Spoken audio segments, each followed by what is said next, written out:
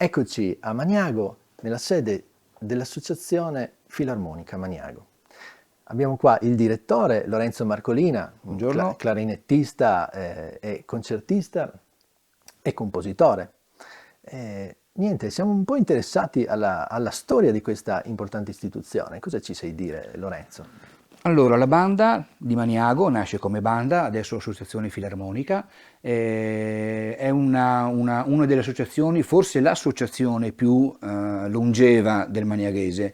È stata fondata, abbiamo dei documenti dal 1855, la banda già c'era e quindi era già presente sul territorio e svolgeva attività di cultura musicale sia dal punto di vista espressivo con la presenza con dei concerti, con delle esibizioni, quanto dal punto di vista anche didattico con lo scopo principale di preparare i ragazzi all'attività bandistica.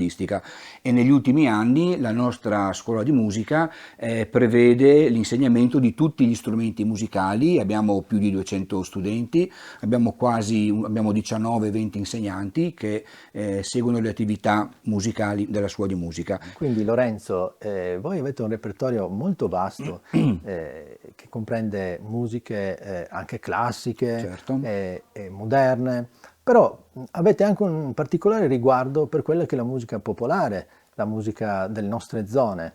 Allora ti dirò che in origine la banda forse aveva anche uno scopo di divulgazione musicale, sto parlando dei primi del Novecento, di un secolo fa, voglio dire, quando nelle famiglie non c'era la musica, non c'era nulla. Quindi le bande, anche la nostra, ma tutte le bande, avevano lo scopo di portare la musica nelle piazze per farla conoscere. Oggi come oggi la banda ha recuperato un'altra funzione, che non è più quella di divulgare la musica tra virgolette conosciuta, ma è quella di recuperare la musica popolare.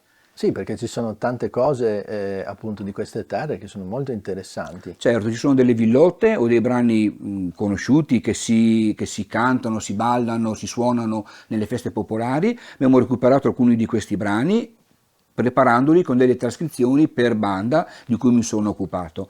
E abbiamo anche recuperato dei brani storici di nostri vecchi maestri che erano stati direttori della nostra banda negli anni 50 anni fa, 80 anni fa, avevano lasciato degli stralci di partitura che abbiamo recuperato e rieseguito, proprio per mantenere una memoria storica della musica sul nostro territorio. A proposito di feste che hai appena citato, musica per la festa, oggi è un giorno particolare.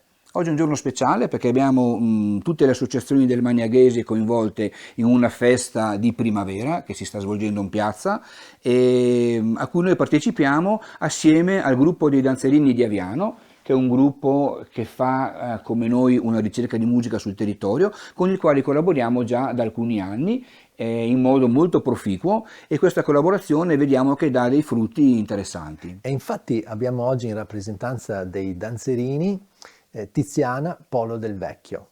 Tiziana, raccontaci la storia appunto e la nascita di questi danzerini di Aviano. Bene, il gruppo nasce ufficialmente nel 1924, quindi quest'anno compiamo la bella età di 100 anni, festeggiamo un bel traguardo.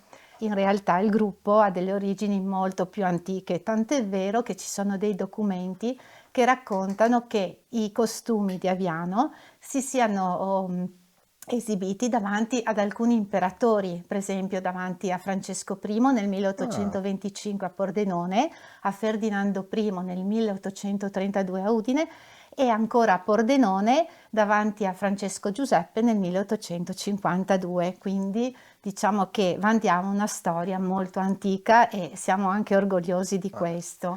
So che voi avete in repertorio un brano molto interessante perché è proprio nato nelle vostre terre, il Bal dal Siblot. Sì, questa danza è proprio originaria della zona di Aviano, in particolare di una sua frazione, Giais.